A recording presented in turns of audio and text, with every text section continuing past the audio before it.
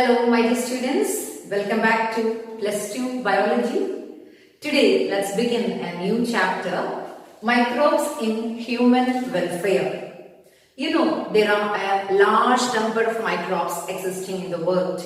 Okay, what are microbes? You know they are microscopic organisms which cannot be better seen by our naked eye.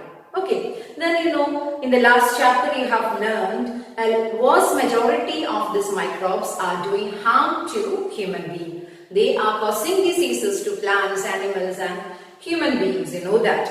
Okay, whereas, most of the microorganisms are doing beneficial roles in the nature.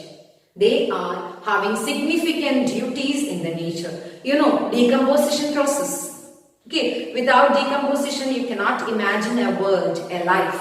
Okay, so that is achieved only through the microbes. Okay, then the mineral cycling, nutrient cycling. This is achieved with the help of microbes. So anyway, microbes are having beneficial roles in nature, and today we are going to discuss some of the useful aspects of microbes, especially in the field, in the production of household products, industrial products, then in sewage treatment, in the production of biogas, in biological control and as biofertilizers. How are these microbes used?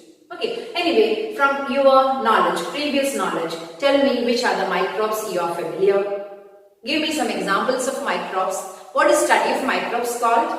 Study of microbes is called microbiology. The common microbes are, bacteria. You have learnt about Kingdom Monera last year, they having simple structure but very complex machinery, mechanisms inside. Then fungi are they, then protozoans are they, viruses are they, viroids and priones you have learnt. Viruses, when we come to the viruses, the structure will be very simple as having a protein coat and a central genetic material, nucleic acid only. Whereas when we come to viroids, it's just having what? The nucleic acid, RNA only. Then it is prion, proteinaceous infectious agent. It is simply protein. Okay? So anyway, this chapter is discussing, is dealing with some importance of microbes in these all fields. Okay, let us discuss the first field, microbes in household products. Microbes in household products. All of you are familiar about lactic acid bacteria. Okay, in short, lactic acid bacteria. An example is Lactobacillus acidophilus. So, example for a lactic acid bacterium is Lactobacillus acidophilus. Okay, what is the significance of this bacterium at your home? Okay, it helps in the conversion of milk to curd. Okay, so curd, if we are just putting curd into milk, inoculum, it acts as a starter, inoculum. A little amount of curd if is put into milk, the milk can be converted to curd. What is the source? The curd contains Lactobacillus acidophilus, lactic acid bacterium. And this bacterium converts milk to curd when it is multiplying inside the milk and it is converted, milk is coagulated, the process is coagulation, okay, milk is coagulated to what? Curd.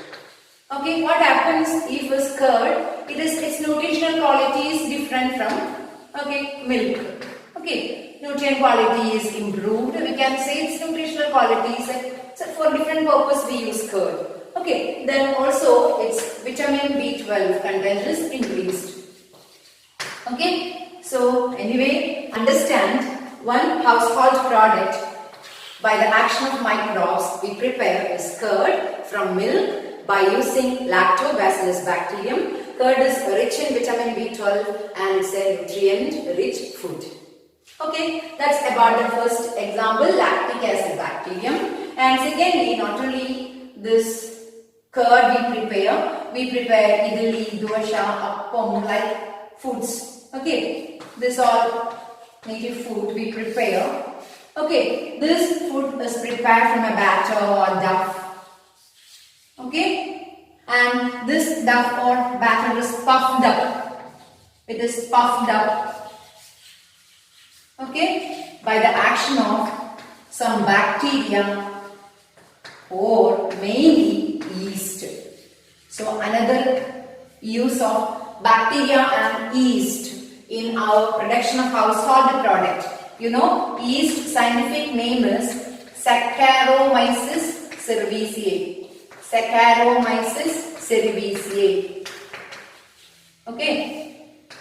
Saccharomyces cerevisiae, yeast, and also some bacteria can multiply inside the batter or duff we prepare for appam, dosha, idli, like that. And when it multiplies, its fermentation is giving carbon dioxide in large amount, is giving the puffed up appearance of the batter or duff. Okay, then we are preparing highly nutritional food items from that.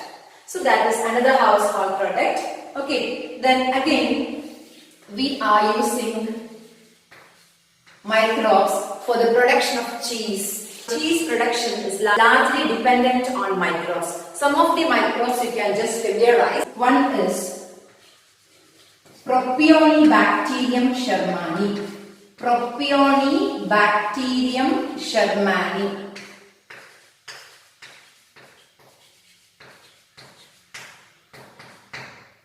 Is a bacterium which is responsible for the large holes in Swiss cheese. Okay, you might have seen in the Tom and Jerry cartoon and all. The Swiss cheese is famous about its large holes and its particular texture, and that is prepared with the help of a bacterium, Propionibacterium shermani. What is that? Propionibacterium shermani is a bacterium used in the production of Swiss cheese. Then there is another cheese which is very famous for its flavor, Roquefort cheese. Roquefort cheese. Okay, for the production of Roquefort cheese, one fungus is used. It is Penicillium roqueforti. The fungus used is Penicillium roqueforti. Okay, Penicillium roqueforti.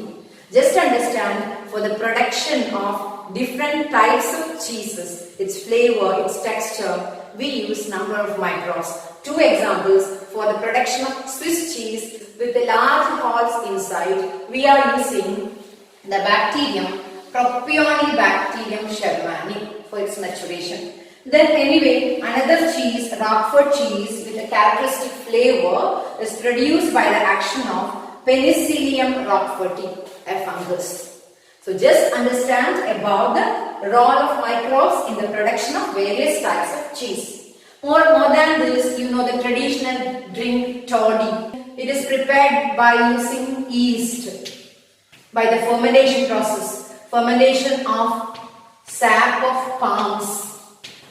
Okay. Microbes in household products. Okay, you know very familiar example is the production of curd from milk using lactic acid bacteria. One example, Lactobacillus acidophilus. Okay, and this bacterium is having some significant role in our intestinal stomach. It helps to kill some germs also. Anyway, this, it was milk converted to curd. It is nutrient enriched, and also it is having high amount of vitamin B12. Then about the batter, duff, what we prepare, idli, dosha, appam, like food items we can prepare using bacteria and yeast, Saccharomyces cerevisiae. When they undergo fermentation, this process is giving alcohol and carbon dioxide, and this carbon dioxide is responsible for what? Puffed up appearance of the duff. Okay, then about the cheese making, it is dependent on microbes, and this Propionibacterium shermani is a bacterium which is used in the production of this cheese. And Penicillium roqueforti is a fungus which is used in the production of Roquefort cheese. Okay. Then our next session, microbes in the industrial products. Okay. Which are the common, when we discuss about this, we have many things to discuss. It's given very brief in your textbook. Anyway, the two major industries which are completely dependent on microbes are beverage industry and antibiotic industry. Also the bakery. Okay. antibiotic industry. Let us discuss about the beverage industry first. You know, beverages or beverage industry use the same so-called yeast which is used in the bakery industry. That is what is Saccharomyces cerevisiae.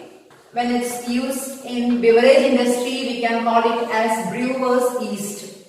Okay, it is called as brewer's yeast. And you know, this industry is fully based on the process fermentation. Okay, the fermentation is the principle behind it, the production of ethanol.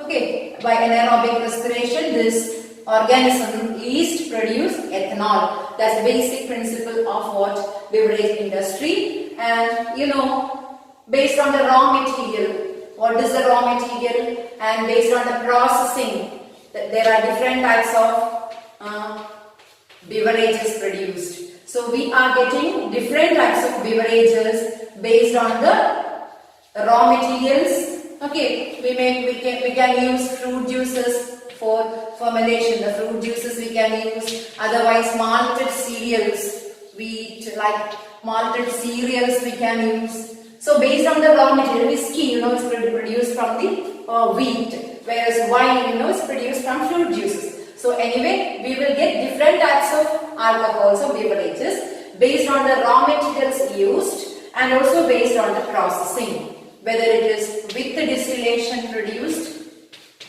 whether it's produced with the distillation or without distillation.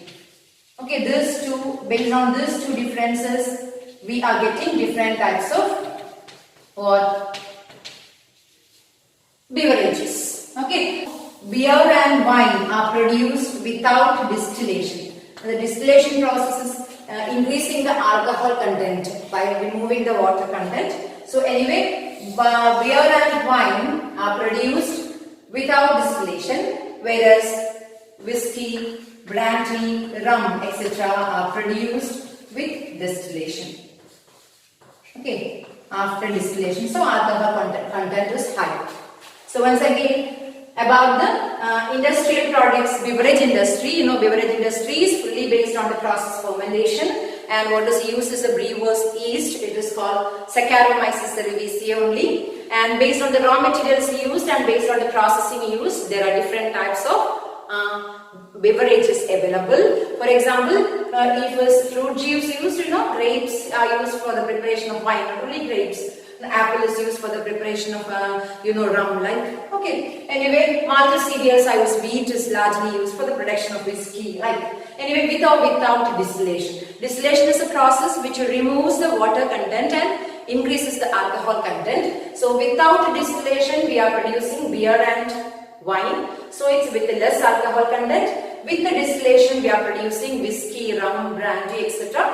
It's with a high alcohol content. Okay, and the next slide, it is about antibiotics production. You know, we cannot imagine a world without antibiotics. We can control majority of the diseases by using antibiotics. Anti means against. Biotic means against life. So antibiotics are the chemicals used to kill certain lives. That means it kills certain microbes which cause diseases to us. Okay, so we cannot imagine a world without antibiotics. So antibiotic production is greatly dependent on microbes. You know, the first antibiotic which was discovered by Alexander Fleming. What is that? The first antibiotic discovered by Alexander Fleming. That was penicillin. Okay, it was a chance discovery by Fleming. He was growing Staphylococcus bacteria for another experiment. He has found that his bacteria were unable to grow due to the presence of a mold nearby. Because of the presence of that particular mold, this bacteria restricting the growth. That means something from the mold is inhibiting the growth of this bacteria, Staphylococci bacteria he has studied. So what idea came to his mind is to develop the potential chemical from that to kill this bacteria. That means microbes can be controlled, certain disease causing microbes can be controlled by some chemicals obtained from other microbes. Here penicillin is a fungus. Likewise, from bacteria and fungi, so many antibiotics are discovered so far. So penicillin is the first antibiotic discovered by Alexander Fleming. And in the Second World War time, this antibiotic was used to treat many wounded people. Then, along with Alexander Fleming, Howard Florey and Ernest Chain.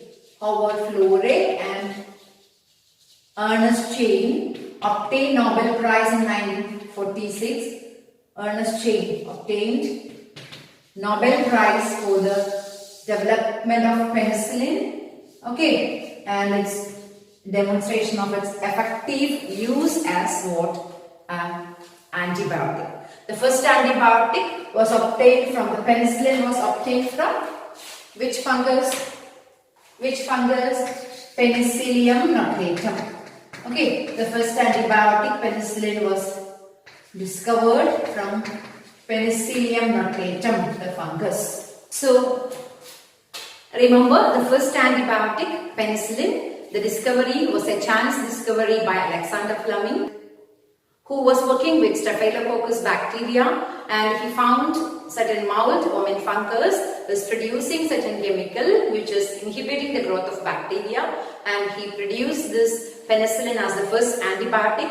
And later Alexander Fleming, Ernest Chain and Howard Florey, they derived the full potential of the antibiotic and obtained Nobel Prize for the discovery. And this penicillin was used to treat many of the injured soldiers in Second World War time. And now also the penicillin is largely used in the field of medicine. After that, a number of antibiotics were produced from many bacteria, fungi and so on. Okay, and you know streptomycin, kanamycin, tetracycline, ampicillin, so many antibiotics you know. Okay, then so antibiotic industry we can say is fully dependent on what? Microbes.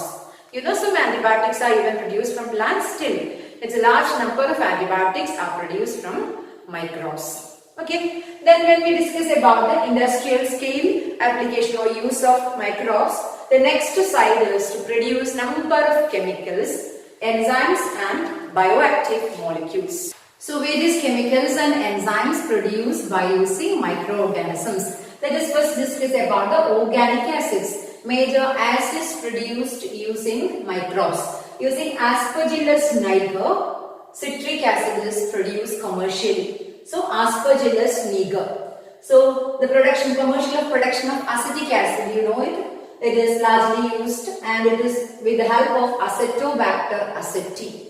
So Acetobacter aceti, large scale production of acetic acid, it is used. Then Lactobacillus acidophilus help in the production of lactic acid.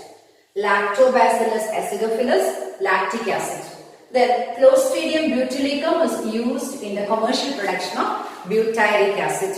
So various organic acids are produced in large scale using certain microorganisms. Next one, alcohol. You know the production of alcohol, the basic principle itself is fermentation, and all sorts of alcohols are produced using microbes, and Saccharomyces cerevisiae is largely used for the production of ethanol by fermentation. Saccharomyces cerevisiae, the yeast. Okay, then enzymes. Common enzymes produced by using microbes. There are so many enzymes produced by using microbes. Then lipase is an enzyme which is used in detergent making. The lipase is added in detergents. Okay, it is used to clear oil stains. Lipase, lipid digesting, oil stains from the laundry. From our dresses, the oil stains can be removed if the detergents are formulated with lipase enzyme. For the production of lipase enzyme, microbes are used. So, significance of lipase in detergents, it helps in removing oil stains from laundry. Then another enzyme, these two enzymes, pectinase and protease. Enzyme name you are familiar. Pectinases and proteases are added in bottled fruit juices in order to clarify it. You know the bottled fruit juices, even if it's kept as such stagnant, it is not getting settled, it is somewhat clear compared to the natural juices. So bottled fruit juices are also added with pectinase and proteases which help to clarify the bottled fruit juices. These are also produced with the help of microbes. Okay? Let's discuss about some bioactive molecules which are prepared using microbes. Okay, which are usually used in the medical field as medicines. Okay, certain bioactive molecules produced by using microbes.